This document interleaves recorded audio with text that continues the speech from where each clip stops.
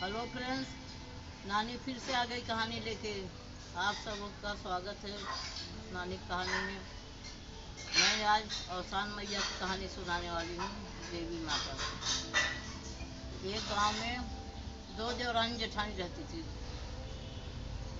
दोनों देवरानी जेठानी जेठानी जो थी चालाक थी। देवरानी बेचारी सीधी सादी। एक दिन क्या हुआ, गांव में गुजिया खाने का जो रिवाज होता है अवसान मैया का, वो निमंत्रण आया गांव से कि दोनों देवरानी जेठानी आ जाना मेरे घर। तो जेठानी के पास बहुत गहना गुड़िया, देवरानी के पास कुछ भी नहीं, गरीब थी, उसके पास साड़ी भी नहीं।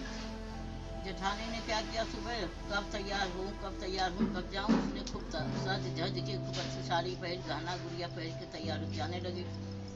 और देवरानी ने क्या किया, सुबह उठ के साड़ी एक था वो धो धा के डाली कि सूख जाएगा, पहन के जाऊंगी। जेठानी बोली चलो। बोली दीदी अभी मेरा साड़ी नहीं सूखा है, आप चलो मैं आती हूँ। वही बोली। रास्ते में जब गई वो पहुंच गई, बन ठन के सब नाम हुआ, आ गई, पहले आ गई पहले आ गई। और देवरानी का साड़ी सूखने में टाइम लगा, तो बाद में घबराते घबराते साड़ी पहनी और भागी। फिर सब वहाँ इंतजार करते होंगे, सासू आगे होता है। वो बेचारी साड़ी अपना साड़ी जो गीला सीला पहन के उसके जाने लगी। जब जा रही थी तो उधर गांव के थोड़ा साइड में एक सेड़ी का खेत आया। सेड़ी मतलब गन्ना गन्ना का खेत आया। वहाँ एक अवसान मैया बुद्धि का रूप बना के बैठी थी बाहर। बोली बेटी कहाँ जा रही हो?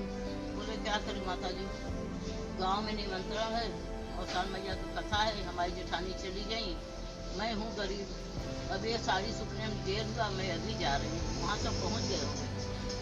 बोले काम करो, ये अंदर घुस जाओ, गन्ने खेत में चली जाओ, अपनी साड़ी छोड़ के एक जगह रख देना, और अखे जहाँ जहाँ तुम्हें विचार हो सब जगह वो गन्ने का पाती जो होता है बड़े बड़े, वो सब तोड़ तोड़ के लपेट लेना।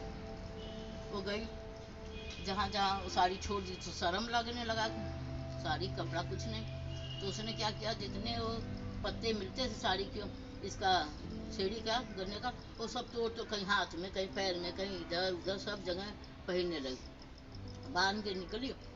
जैसे निकलने बाहर निकलने सोची, शर्म से धीरे धीरे ऐसा करते करते कि कोई क्या कहेगा हमको।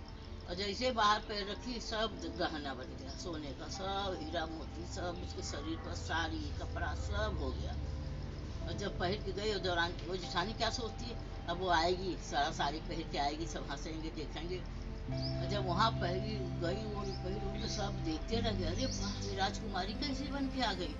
और जेठानी जल के खाक हो गई। जैसे तैसे वहाँ से आई घर पर। बोली तुमको कहाँ से सब मिला? बोली क्या कर दीदी, हमारे पास कुछ था नहीं, एक बुढ़ी माता बैठी थी गन्ने के खेत के पास, और वो बोली अंदर जाओ और सब साड़ी उतार के वहाँ रख दो। मैं रखा, बोली जितना पाती हो इतना सब लपेट लो, और मैंने लपेटा, सब गहना बन गया। अब वो जेठानी सोची कब फिर से अवसान मैया का निमंत्रण आए, कब मैं जाऊँ, कब मैं भी ऐसी करूँ। आ गया निमंत्रण, गुरुवार आया, आ गया बोलोगा। जाने लगी तो जूनी साड़ी पहन के जा रही, और जैसे ही वहाँ पहुँची सोची कि खेत में हिल जाऊँ और मैं भी पाती पहन लूँ। खेत में घुस गई और अपनी साड़ी छोड़ के रख दी, और सब पाती तोड़ तोड़ के लपेट लिया। लपेट के खड़ी हो गई, शाम हो गया, कुछ नहीं, अब न उनकी गहना हो रहा है, न उनको कुछ पहनना हो रहा है, उसे न उनकी खड़ी है बेकार। घर पर सब देवरानी आ गई, सब आ गए। घर के बच्चे बोले मेरी माँ कहाँ रह गई? बोले चाची माँ कहाँ है? बोली हम तो बेटा वहाँ माँ नहीं पहुँची, हम तो आ गए। वो बच्चे ने रात को गांव में लाइट कहाँ तक, टार्च लिया, टार्च ले लिया, माई माई चिल्लाते चले आ रही हूँ। वो खेत में बैठी थी, वहाँ से आवाज़ सुनी कि मेरी बेटी की आवाज़ आ रही है। तो बोली अरे बेटा मैं यहाँ हूँ। तो लोग सोचते यहाँ क्या कर रही, खेत में क्या मेरी थोड़ी बैठी होगी। बोले नहीं बेटा इधर मैं हूँ, अंदर घुसी आओ। घुस के गए।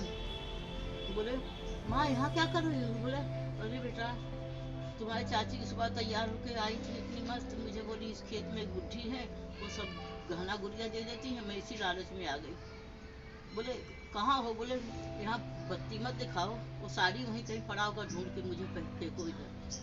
बच्चे ने दांत बार के दिखा, साड़ी वहाँ पड़ी थी, उठा के फेंका, बाहर आए देखा तो सबने बुलाया, आप कैसे सब घुस गए? किसी लालच में क्या घुस गए, लेकिन वो कुट्ठी न मिली तो मेरा ये हालत हुआ, घुसने पाए। तो ये कहानी से क्या मिलता है? ये लालच बुरी बला है। वो बेचारी गरीब थी, उसको अवसान भैया दिया, और जो अमीर थी उनको अवसान भैया क्यों देंगे, वो तो पहले से दिया हुआ है। इसीलिए कभी भी लालच का सहारा मत लो। बाय बच्चे, ये माताओं की बहनों के लिए है, वो जो अवसान मैया को व्रत रखें, पूजा करें, ये कहानी बोल सकती हैं। फिर मिलेंगे।